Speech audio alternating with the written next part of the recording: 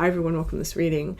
So I have my crystal ball off to the side. I will be scrying throughout this message. If you're new to my channel, my readings are a little different, and if you're returning, welcome back. You know how we do if it doesn't resonate with you.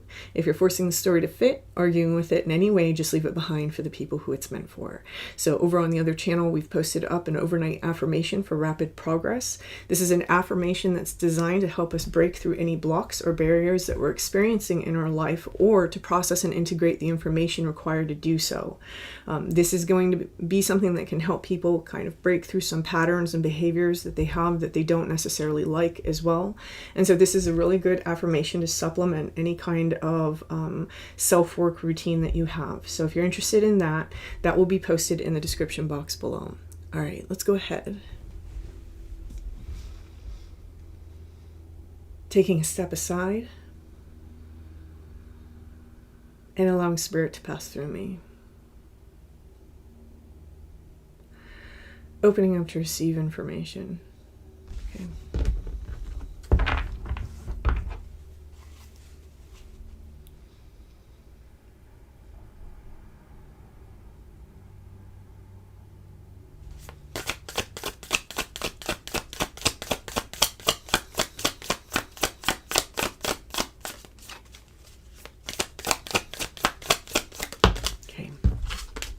We have the Page of Pentacles. There's a new beginning here. I do feel, very interesting. There may have been a time that we're leaving behind where we were kind of off course. We may not necessarily conceive of it as having been off course. Now, you guys know me. I don't necessarily believe that anything is not the path. I think the whole thing is the path. But this may be the way that we feel about it, like we were going in a direction that wasn't necessarily correct for us. What I'm seeing here is in the past, behind this Page of Pentacles, they're leaving a forest, right? And they're going back towards the mountain. Now, in the tarot, the mountain represents the spiritual climb. So what we have here with this forest means there was a period where we were in the dark just a little bit. Maybe this is our energy. Maybe we were connected to something that brought our energy down a little. For some of you, this is going to be a transition period, because that's usually what forests also represent. There was some murkiness in this phase, whatever it is that we've recently left behind. And now we're on the first steps of a new journey towards clarity. Here on the very bottom, we have an energy of the Six of Pentacles. I'm being told that this is going to be important for later, so I'm setting it aside. Okay.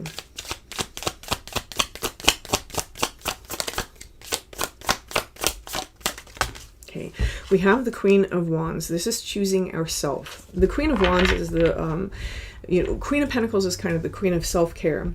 The Queen of Wands is the queen that knows her own value, right? So the Queen of Wands, because she knows her own value, she's able to create what she wants inside of her life. That's why she's the Witch of the Tarot.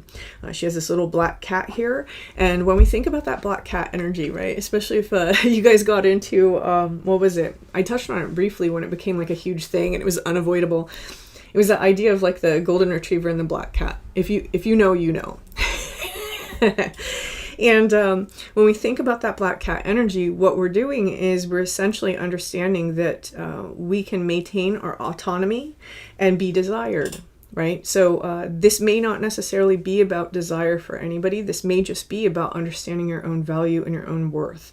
This is something that has taken us away from whatever this forest represents, a dark period, a transitionary period, a very murky situation. And we seem to have removed ourselves from that and focused again on ourself, on our own path, on our own direction. I do want to say that the very bottom here underneath the Queen of Wands is the Chariot, and this is standing out to me. And the reason why is because there may have been this situation in the past that had us off balance a little bit. When we see the Chariot can only move because it's balancing. Whoever this message is for, we aren't quite balanced yet, right? There may be some residual ties to whatever this past situation was, if it is a situation or if it's a mindset. There's some trickle down still. And we get that with the Chariot because he's left the city that death has ravaged. He's gone across the river and he's waiting. He's waiting for this balance to return. And he understands that it's going to happen in this divine time. There's something about the recalibration of the masculine and feminine forces inside of us that is going to help us rebalance. So some of you may be digging into your relationship to masculine and feminine energies, especially if they relate to the mother with the Queen of Wands, or ourselves as the child with the the Page of Pentacles. So this may be something that's going on currently inside of someone's life. Oh, and they said that's where this comes in. Okay, so with the Six of Pentacles, we're looking at the energy that is manifesting in our life that has trickled down from these sources, right? So the energy that has been seeded inside of us by our mother, by our father, and how this is manifesting inside of our reality. This is something that some of you inside this collective are going to be extremely aware of. I don't know that everyone is necessarily doing that work that's inside this collective, but for some of you, that's going to be a very important part of this next phase towards this mountain, right? The spiritual climb. Okay. These are things that are deep inside of our foundations, whatever they are. Some of you are identifying it as like a program, right? A program that needs to be isolated and rewritten. Here, one of the things that's showing up is that in this next phase, there's a search for something that's hidden. And I do feel for some of you, it's going to be this. But there's a search for something that's hidden. Now, it's interesting that this is the like process this is taking, because we had Chariot, which represents the escape from death, and then we go back to the beginning of the cycle. Here we have the moon, and this is that Piscean creature that rises from this sort of water, goes down this road, heads into the city, which is why in Death you see the moon in the background, and becomes death. It becomes the scorpionic being that ravages and destroys things. So there's this very heavy element here with the child of this Chiron, but also this Pluto. So very, very destructive force that may be causing a cycle inside of our life. And this may be something that we have left behind only to restart it, or we may be looking at how to transform it, right? This is interesting. There's the conscious self with the dog, the domesticated dog, right? The conscious self, the self that, you know, we have our inhibitions, we have things that we control. And then we have the subconscious self being represented here by the wolf, right? That primal force. And the primal force is something that's very hard for us to connect with. It's something very hard for us to see. And so this seems to be why someone is going into this very deep dive into themselves to look at the relationship to the first woman, the first man, right? Often our mother and our father, to understand the energy of nurturing. That's what this is, right? The energy of giving and receiving. What it is that we give, what it is that we receive, what it is that we are worth, what our value is, which is determined by ourself now that we stepped into this Queen of Wands.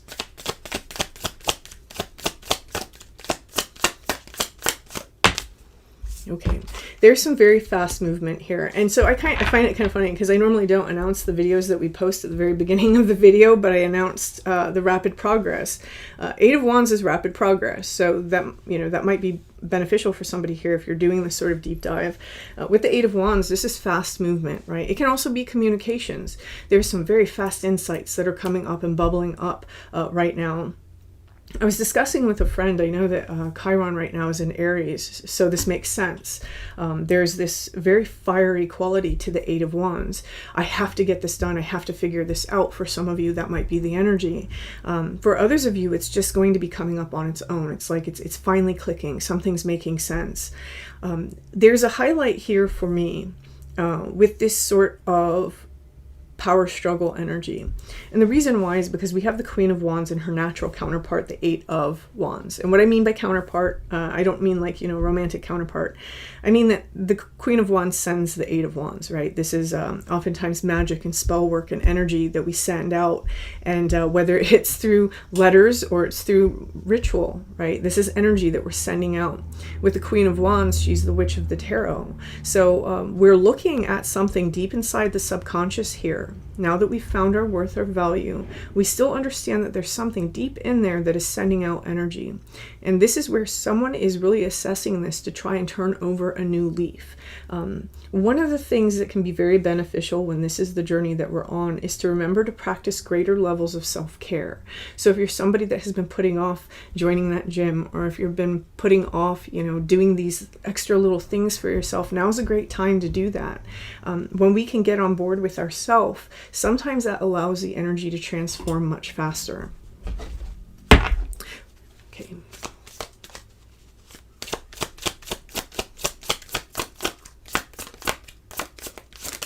Ooh, okay. Some of you may have recently left behind a love relationship. I can't show these cards, but we do have the Lovers with the Five of Pentacles. And so you may have left something behind, or you may feel that the energy of love is something that's just not available to you. This is going to be part of what is being transformed here, right? It's this, even if I find love, I get abandoned. Even if I find love, there's just not this deep connection. There's something here about lack in love. And it may not be about romantic love. It might be love in general. It's the energy of love where there's something lacking. And this seems to be where people are very focused. For many of you, it's going to be originating with the mother energy, right? The first point of love that a lot of us experience as babies. And I'm saying that because of the Queen of Wands sitting there.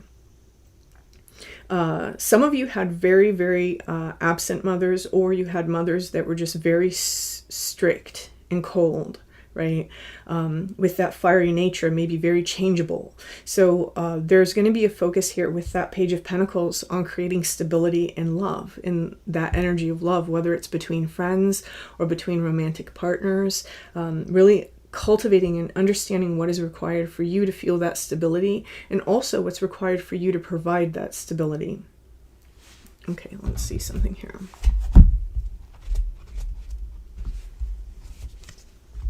Yeah, the card that comes out is the womb. So again, what is it that is deep inside of our sacral chakra in terms of our primal connections?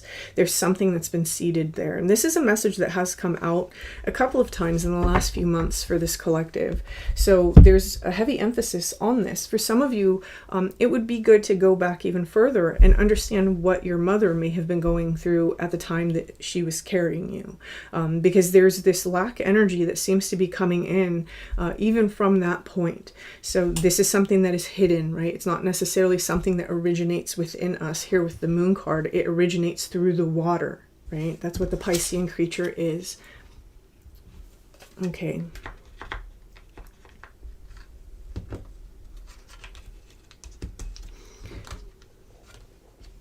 Okay. Let's see here. Where are we going? We're going over here. Interesting choice of deck for this reading, I find.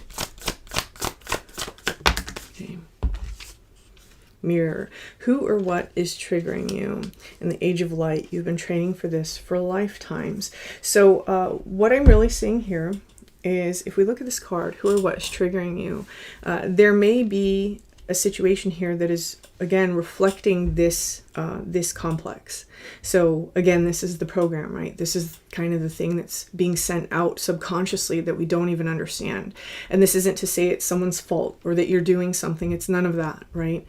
This is just our reality reflecting back to us a belief that we have about our relationship to love, not a conscious belief, a subconscious belief. And so I'm not going to explain it too much, because I feel that if this is you, you'll know and you'll understand what's being said. Now, very interesting. For some of you, there's a little bit of fear in delving into this work. We might make some excuses about it. If that's the case, just understand that the sooner you put those excuses behind and the sooner you face the very thing that you're afraid, the sooner you'll get this over with, and you'll be able to kind of move on from this cycle or from this story. This is a card here. This is reminding me of Isis. And again, Isis is the Divine Mother, and it's called the Age of Light. For some of you, if you have a mother in spirit, she is helping you with this work. That's coming through very strongly. There is this energy here of understanding what the Divine Mother represents, right? This is ultimate care. This is ultimate nurturing. This is ultimate protection. This is ultimate safety and stability. And if you're somebody who didn't find those things within your mother, it's the matter of going back and reprogramming your idea of that archetype inside yourself, right? Understanding that, oh, when I think of mother, I identify it with this earthly person that was inside of my life who had their struggle and their issues and, all those things that cloud our caregivers from being able to caregive. And it's about going in and changing the program that we have about what that archetype represents. So for some of you, Isis is stepping through in this. It may be a very important time to really replace it with sort of like that mother goddess energy and say, this is what mother represents to me. If it's a father, doing the same for the father. This is what the father represents to me, right? And really allowing yourself to absorb that energy and reprogram that archetype for yourself. Now, the last card I want to talk about is showing up on the bottom here. If you are an empath and you are struggling with the untangling of this past phase, whatever the phase is, this is coming out for you. This is about meditation in nature. This is about getting grounded by meditating in nature, sitting on the ground, walking on the ground, making contact with Mother Earth, right? With that divine feminine energy, allowing the divine feminine energy to heal us. If you are not an outdoors person, you may not have had this experience. If you are an outdoors person and you are spiritual, you've probably had this experience quite a few times. You can go to pieces of land that resonate with you and they can provide processing and healing. You will find that your thoughts change. They may change and turn into like subject matters that you find a little uncomfortable, but you'll notice that as you let that happen, something processes out of you. It's actually processing information. So allow yourself to connect to the great healer inside of our lives, which is Mother Earth, and be in nature for a little bit. Allow yourself to like sleep on the ground overnight, go backpacking, go camping. Sleeping on the ground overnight has immense benefits. So, especially for our emotions, allow yourself to attune to the very sphere, the heavenly body that we're all connected to, right? This is the root of our collective conscious, the Mother Earth. So somebody here, that's just a little bit of advice, especially if you find that you're having a hard time releasing particular energies. This is going to help you facilitate that release. So whoever this message is for, I wish you the best of luck with this. If you resonate with this, feel free to leave me a like and feel free to leave me a comment. And until next time.